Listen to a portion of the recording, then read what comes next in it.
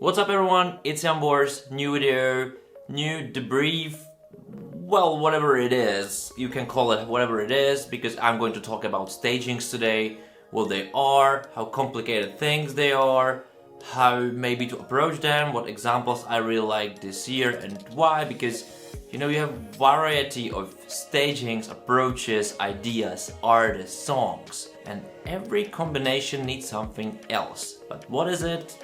If anyone can say, probably a huge millionaire. Let's talk about it.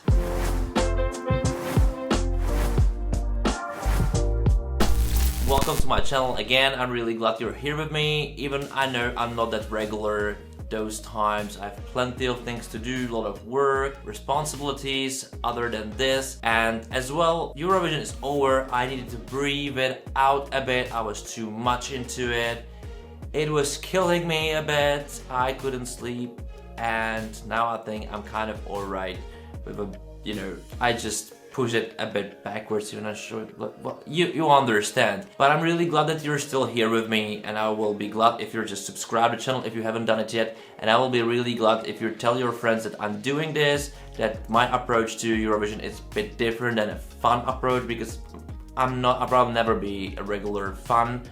And because I just see a lot of things from behind the scenes, because I was there. This topic is stagings. I was doing one in 2018 with super help with Angie, our choreographer, and of course our artist, and of course the EBU and its team. Of course in Portugal, Christer Björkman and Marvin. It was just a huge cooperation to make this happen. And 2019 it was in my direction, like the whole idea, but of course I would never do it without Lake Malawi. So that's how it is, and that's what we're gonna talk about this episode of my podcast, of my YouTube video, as the staging is very, very important thing. But maybe we just sometimes say like, oh, it's not a good staging, but with a good song, and especially great artists, we won't say anything about it, but sometimes it makes a difference. I always say that if you have a great artist and a great song, the staging is just the third, and I think maybe it's always the third. Sometimes it helps a bit more, but I think it will just never kill the song or kill the performance, as the artist must be always the first thing, the artist must be always the one in the focus, the artist must be the one who's selling the song. The staging is here just around it to help it out, to stand it out. But if you don't have those two ingredients, it doesn't matter. The best staging would be anyway irrelevant, but the great staging of course helps. So, hard to say where the balance is, but definitely even the great staging wouldn't help you to go to the finals, because the song and the artist first, especially the artist. And why I'm saying that is because I think that we saw a few of those examples this year, that if those first two ingredients don't have, whatever staging won't help you. I think a great example for this can be Austria. Their staging, how they sold the song, I think it was remarkable. It was one of my best favorite non-qualified staging, maybe even better than some of qualified staging this year, in my own opinion, of course, my perspective. But that just won't help if the rest, it's not enough. Let's say it like this, because I don't really think the song was the bad song or the artist was a bad artist. It just didn't fit the whole thing. It wasn't enough. Even the staging was the top. That's how it is. But we saw as well there were big favorites, big favorites to win, kind of, or one of those. Lithuania, the great song, great artist. The staging didn't help them to stand out.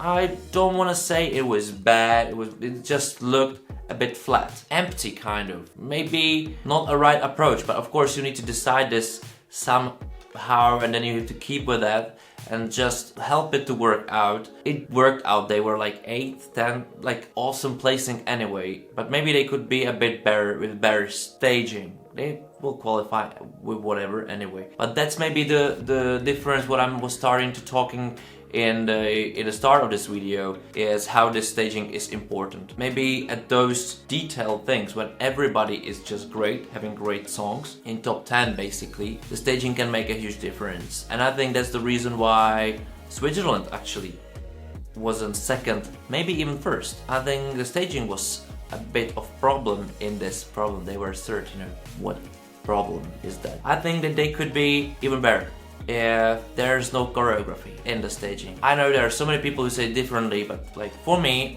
and like for all people I was watching the show with me, that was annoying a bit. It just didn't make sense, and that maybe because we don't speak French, we didn't understand, it didn't fit the tempo or maybe our idea for the song. It just was weird. It was weird, but you know, they were third, so what the hell? Awesome placing. I'm just telling that it was really complicated. They've chosen some way, but what's the staging actually is? What is it?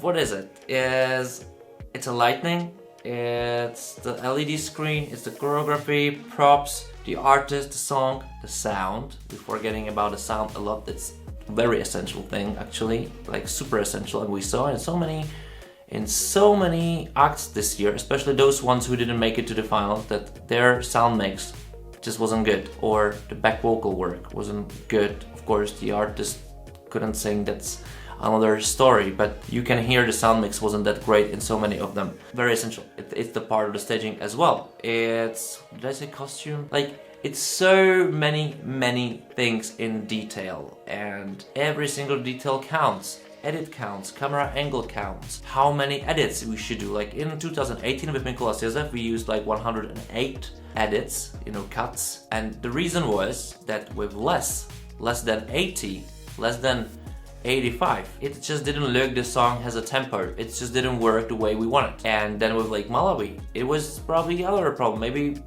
we put like 60, which is the rule of 3 seconds for edit. That's just the weird stuff we sometimes used to tell that that's some kind of rule we should follow. There are no, like, zero rules. If something looks cool, it just looks cool, you know. But maybe there are things where you can learn from them. And the thing is that both songs had different tempo, different approach, different artist approach. And that's another thing that you need to take in consideration, that there is something which we say in here, artistic freedom. Of course it goes with artistic responsibility, but artistic freedom is something that you'll listen to your artist, what they would like to do, what they don't want to do, and you're there to teach them or tell them, or, you know, have a discussion with them to tell them what Eurovision is, why some ideas make sense, why their ideas make sense, because you want them after all to feel comfortable on stage. And I think if you just learn a lot, if you rehearse a lot in your own country, and if you just listen a lot, and you know, it's a dialogue, if they listen you a lot and you respect each other with a huge amount of respect, even for the show, something good can happen, as the only thing you want is the confident artist on stage, nothing else. Because the confident artist, the artist who can do their craft, they're just sell the song. And of course it goes with so many other things, but it's a complicated matter. It's a complicated matter. You have a great song and then you say like, why this, like I was talking about Lithuania, why this didn't work? And then you say like, okay, they've done nothing wrong. Maybe they followed the artist idea. They just said, okay, this is what we really want to do it. Was confident, they did it really confidently, really nicely, but it just wasn't enough maybe, but it was enough at the moment they've crafted this idea and they learned this idea, they did it and they just felt confident. And then another country like France just came in and just, you know, did those 30 seconds with the camera, the black swan movement. It was sold, and that was the perfect thing. That was one of the best moments at Eurovision in last 5-6 years, as it was really great idea to just make movie a live thing on stage. It's just showing how many ideas, how many approaches are legit, how many, you know, televisions can work it out different way. Like for me, the best example for this is Portugal, and it's just very inspirational country, I must say, especially in last few years, as their national selection is an awesome public service for the local artists. That's the best approach, I can say, because they don't seek for Eurovision songs, they don't seek for a formula, they just give a platform to people who just do music. And maybe for me, the whole final, the national final, was very local, so it was hard for me to pick a song which I kind of like, but that doesn't mean it was a wrong approach. No, definitely not. It was the approach we should all follow, because that would make this project grow, that would make this project more relevant, because the way to those 3 minutes can or must be filled somehow. That's why I'm not a fan of internal selection, because they just kill the chances of other people to shine or show themselves or learn what TV means, who works in TV, what staging is, etc. And their approach to staging, the Portuguese one, that's just inspirational too. They just hired students from some university to make it. They were the only ones who just satisfied the bridge part of the stage properly, because it just has a story in it. It just makes sense. It looked cool, you know, with the fake orchestra behind in the LED screen. Another great move, because it just connected the whole music with the picture experience. I think that's very important. The most important thing is that you connect what you see with what you hear. That's why the sound is even more essential than the picture itself. That's why it's most essential to have artists who really can sing their songs better than anything else. Portuguese just show this is how you can do it. This is how you can do the public service. This is how the public broadcaster can work. This is just so complex in the way that it's just showing that the public broadcasters and Eurovision has a super bright future if we just do it, because you just invite so many people into it. You just say, you are all important in the process. We want to be those 3 minutes to be our product, our Portuguese product, our thing. And it's much better approach, in my opinion, than hiring the same people for other countries. Even they are great professionals, great, awesome professionals. But in the way of competition, I want countries to compete even in this approach, not making it themselves a bit like easy like this. And of course, there will be always cross and balance between this, because there are so many great people in here, and they understand the project, which is as well essential, because you want to work with people who understand the project, as they will speak to artists much better. They can, you know, give them their experience as no one else has from their own countries. Another complex thing. So the approach for the staging, that's very essential, and we saw that in Iceland. And Iceland's another example that there's nothing like small country. That this approach, saying like we're small, and in here kind of same. We're small, we have no chance, like it's very hard. Well, we're searching for 1 act per year. Not that hard, after all. It's not easy, and the process must be started somewhere. But as well, call it really hard and small.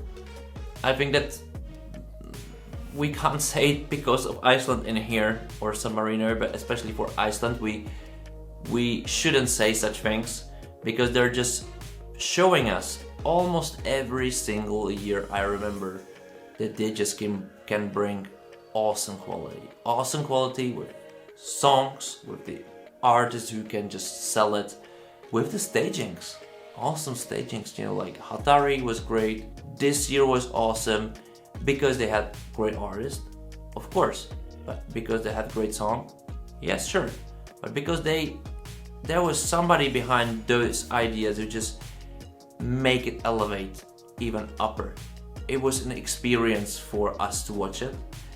That's what you should do. The staging is an experience. That's why actually the Greek staging wasn't a good experience for me. It just looks much better when you see behind the scenes and when you see the whole thing. And the song was great, the art is great, and the staging was distracting because it just wasn't looking, it just wasn't it probably. Even I understand the idea behind it, it was a bit flat, same, I don't know, but it was as well another try. It was a try to have something epic which just didn't work for some reason. But without the risks, you can never have anything, and that's another thing that to be a bit risky maybe in the ideas, it's a great thing. Like in 2017 Sobral, it was very risky to just have no staging, but it was the best staging as well. That just needs guts to have it, like big amount of confidence to go this way. So what staging is, we'll never find out the answer. Don't ask the question, because we have all very subjective, looks at it. We have very different approach. I think what more matter is the approach, how to get your artist on stage, how this person get there, how you make it here in your own country, what platform you build. I think that's more important than the staging, but of course the staging and the approach on stage, it's essential to learn regardless the staging. Eurovision is extremely demanding on artists, on their time, on their approach, and we see each year that this, is multiplied each year. The more artists are more focused, more artists doing more better songs. Everything around it is like kind of bigger or more smart in every single way. So no one actually can sleep on whatever matter regarding Eurovision. Like everything is essential a bit. But of course the focus on artists, and those artists must understand that all the weight is on their shoulders, all the responsibility, all those 3 minutes after all, they must feel confident about what they're doing.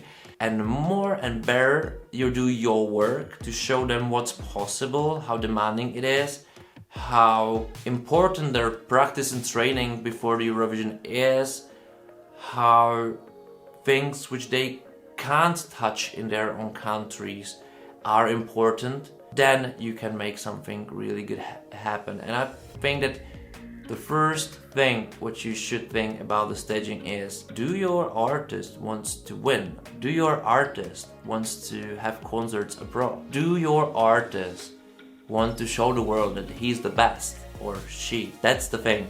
That's the thing. That's what makes the staging much better. The smiley or the confident artist just elevate everything, even your ideas for staging. So stagings are the topics, will be the topics, because that's the visual, that's the thing you just like, but mostly you like it because of the song. That's why Italy won. The artist was the staging, the song was the staging, and that the staging itself was just following who they are and just elevate the whole thing. So it was long, but I wanted to talk because I haven't talked to you for a long time. Hope you made it just through here.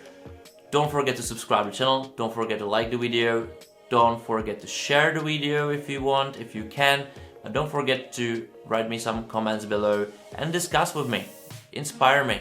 I would like to inspire you as well, or give you something back and talk to you, because I like it. I like your approach. I like that you write me on social media as well. I'm trying to respond as fast as I can, and well, that's enough talking. You know where to find me.